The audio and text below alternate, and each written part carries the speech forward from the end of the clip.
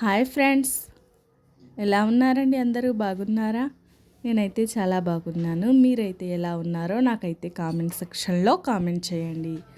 నిన్నైతే షాపింగ్ చేశాను కదండి, ఎంతవరకు వీడియో ఎండ్ అయిపోయింది. ఇప్పుడైతే నేను సరుకులు కొన్ని అయితే తీసుకొచ్చాను షాపింగ్ మాల్ నుంచి. కొన్ని సరుకులు, కొన్ని అయితే వెజిటేబుల్స్ అయితే తీసుకొచ్చేసాను. ఇవన్నీ అయితే సర్దడానికి అయితే తీసేసాను మొత్తం. కొన్ని అయితే స్వీట్, మా పాప కోసం కొన్ని స్వీట్ హాట్ చిప్స్ కొన్ని తీసుకొచ్చాను. ఇప్పుడు ఇవి మొత్తం తీసేసి సర్దుకోవాలండి.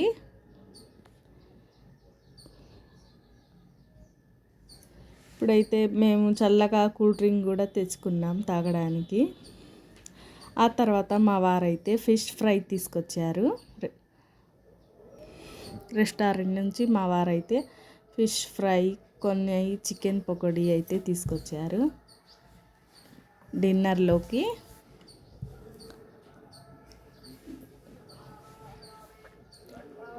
ఫిష్ ఫ్రై చూడండి ఎంత బాగుందో. చాలా ఈ ఆనియన్ వేసుకొని, లెమన్ అయితే పిండుకొని, ఈ ఫిష్ ఫ్రై, చికెన్ పకోడీ అలా డిన్నర్లో నంచుకొని తింటుంటే సూపర్గా ఉంటుంది ఫ్రెండ్స్.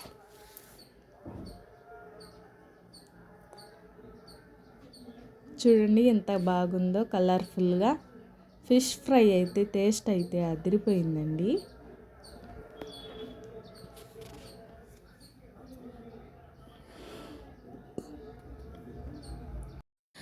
ఇప్పుడైతే ఇది ఫుల్ ప్యాన్ ఫిష్ ఫ్రై అండి. ఫుల్ ఫిష్ అన్నమాట, కట్ చేసిన ముక్కలు కాదు, ఫుల్ ఫిష్ ఫ్రై అయితే చేసి ఇచ్చారు వాళ్ళు. అయినా చాలా బాగుంది టేస్ట్ అయితే. ఇప్పుడైతే నేను మార్నింగ్ వ్లాగ్ అండి. ఇప్పుడైతే నేనైతే పప్పుచారు అయితే చేస్తున్నాను. పప్పుచారు కోసం ముందే కందిపప్పు అయితే ఉడకపెట్టుకున్నాను. ఇలా బాయిల్ చేసి పెట్టుకొని, ఆ తర్వాత టమాటాలు, పచ్చిమిర్చి, ఆనియన్స్ అయితే కట్ చేసుకొని ఉంచుకున్నాను. చింతపండు గుజ్జు కూడా తీసుకొని ఉంచాను. స్టవ్ మీద ప్యాన్ పెట్టి దాంట్లో ఆయిల్ వేసి హీట్ అయిన తర్వాత తాలింపు గింజలు, ఆనియన్స్, పచ్చిమిర్చి, టమాటా అయితే వేసుకున్నాను. ఆయిల్ అయితే కొంచెం ఫ్రై చేసుకోవాలి. ఇలా ముందుగా అయితే పప్పుచారు అయితే ప్రిపేర్ చేస్తున్నాను. ఆయిల్లో కొంచెం ఫ్రై అయిన తర్వాత మొత్తం అయితే ఫ్రై అవ్వనివ్వాలండి.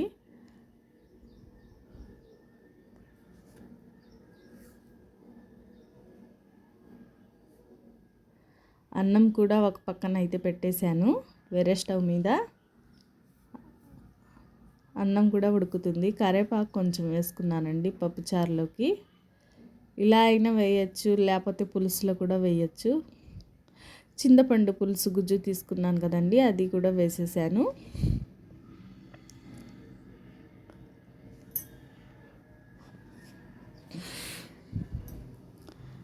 చింతపండు గుజ్జు, కొన్ని వాటర్, 2 గ్లాస్ వాటర్ వేసాను. 1 స్పూన్ ఏమో ఉప్పు వేసాను. ఆ తర్వాత ఇంకో స్పూన్ అయితే కొంచెం పసుపు వేసాను. పసుపు కూడా 1 స్పూన్ వేసుకొని, ఇంకా 1 స్పూన్ అయితే కారం వేసుకోవాలి. అదే రెడ్ చిల్లీ పౌడర్ వేసుకుంటే, ఆ తర్వాత పులుసు అయితే బాగా మరగనియ్యాలండి. పులుసు ఇదిగోండి వేసేసాను కారం కూడా.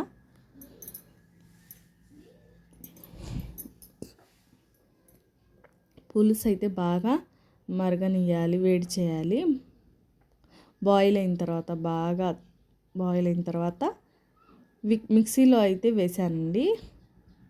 ఇలా పప్పు గుత్తితో స్మాష్ చేయలేదు, బాగా రాలేదని. మిక్సీలో అయితే వేస్తే పప్పుచారేమో చిక్కగా బాగా ఉంటుందండి.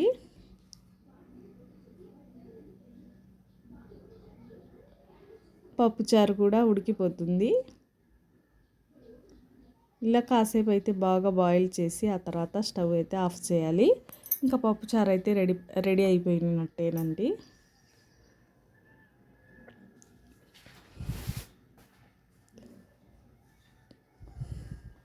కొంచెం లైట్గా 1 స్పూన్ సాంబార్ పౌడర్ అయితే కూడా వేసాను. ఆ క్లిప్ అయితే మిస్ అయిపోయింది. ఇప్పుడు చూడండి, వాష్ చేశాను.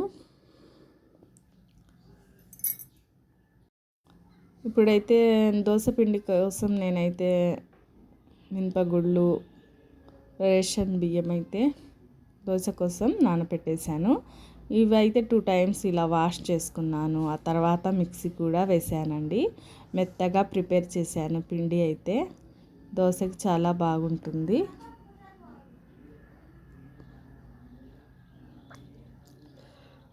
ఇందాక తెచ్చిన సరుకులు అయితే చూపించాను కదండి. ఇప్పుడైతే సరుకులు ఓపెన్ చేసి డబ్బాల్లో అయితే వేసుకుంటున్నాను ఒక్కొక్కటి. నేనైతే ముఖ్యమైనవి అన్నీ అవసరమైనవి సరుకులు అయితే తెచ్చుకున్నానండి. మంత్లీ సరుకులు అయితే తీసుకురాలేదు. నాకు అవసరమైనవి అయిపోయినవి సరుకులు అయితే అంతవరకు తీసుకొచ్చుకున్నాను.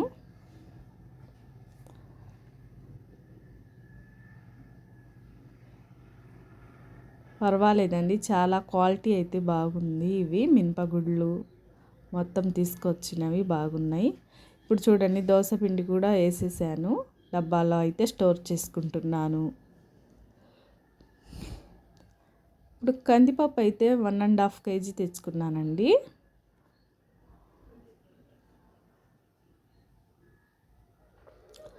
ఆ తర్వాత పల్లీలు కూడా 2 kg తెచ్చుకున్నాను. 2 kg ఉన్నాయండి.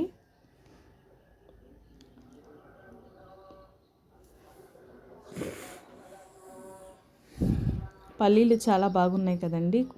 లావు లావుగా పల్లీలు అయితే క్వాలిటీ చాలా బాగుంది. ఇలా అయితే మొత్తం సర్ది పెట్టేసుకున్నానండి. ఆ తర్వాత అయితే పచ్చిమిర్చి ఏమో స్టవ్ మీద ప్యాన్ పెట్టి కొంచెం ఆయిల్ వేసుకొని కళాయిలో పచ్చిమిర్చి అయితే ఫ్రై చేసుకుంటున్నాను టిఫినీలో చట్నీ కోసం.